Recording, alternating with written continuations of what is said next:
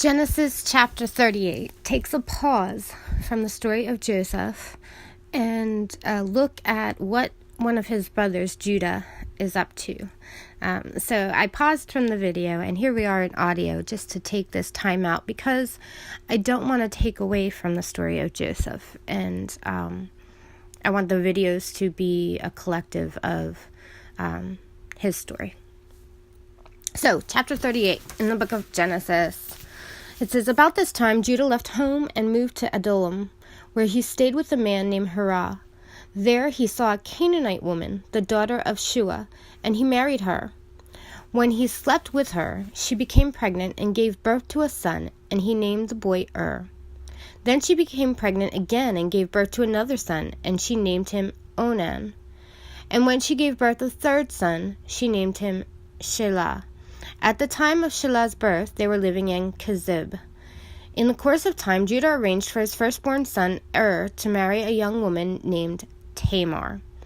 But was a wicked man in the Lord's sight, so the Lord took his life.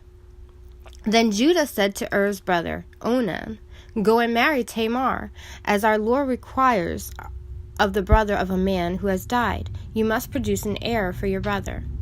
But Onan was not willing to have a child who would not be his own heir. So whenever he had intercourse with his brother's wife, he spilled the semen on the ground. This prevented her from having a child who would belong to his brother. But the Lord considered it evil for Onan to deny a child to his dead brother, so the Lord took Onan's life too. Then Judah said to Tamar, his daughter-in-law, go back to your parents' home and remain a widow until my son Shelah is old enough to marry you. But Judah didn't really intend to do this because he was afraid Shelah would die also, like his two brothers. So Tamar went back to live in her father's home. Some years later, Judah's wife died. After the time of mourning was over, Judah and his friends, Hirah the Adullamite, went up to Timnah to supervise the shearing of his sheep. Someone told Tamar, look, your father-in-law is going up to Timnah to shear sheep. Tamar was aware that Shelah had grown up, but no arrangements had been made for her to come and marry him. So she changed out of her widow's clothing and covered herself with the veil of disguise. Then she sat beside the road at the entrance to the village of Enam, which is on the road to Timnah. Judah noticed her and thought she was a prostitute, since she had covered her face. So he stopped and propositioned her. Let me have sex with you, he said, not realizing that she was his own daughter-in-law. How much will you pay to have sex with me? Tamar asked. I'll send you a young goat from my flock, Judah promised. But what will you give me to guarantee that you will send the goat? She asked. What kind of guarantee do you want? He replied.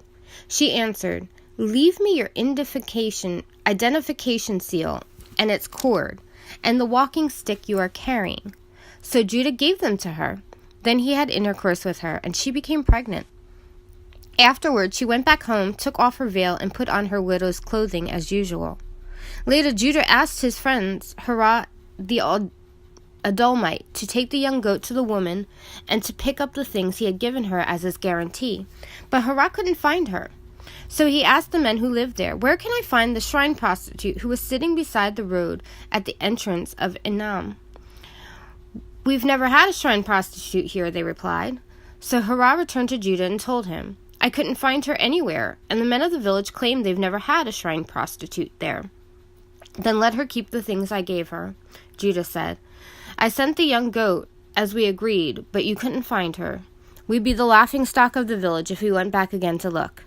About 3 months later, Judah was told, Tamar, your daughter-in-law, has acted like a prostitute, and now because of this, she's pregnant. Bring her out and let her be burned, Judah demanded. But as they were taking her out to kill her, she sent this message to her father-in-law. The man who owns these things made me pregnant. Look closely. Whose seal and cord and walking stick are these? Judah recognized them immediately and said, she is more righteous than I am, because I didn't arrange for her to marry my son, Shelah, and Judah never slept with Tamar again. Then the time came for Tamar to give birth. It was discovered that she was carrying twins. While she was in labor, one of the babies reached out his hand. The midwife grabbed it and tied a scarlet string around the child's wrist, announcing, "This one came first." But then he pulled back his hand, and out came his brother. "What?" the midwife exclaimed. "How did you break out first?" So he was named Perez. Then the baby with the scarlet string on his wrist was born, and he was named Zerah. And that wraps up this brief story of Judah and Tamar that just kind of drops its way in the middle of Joseph's story.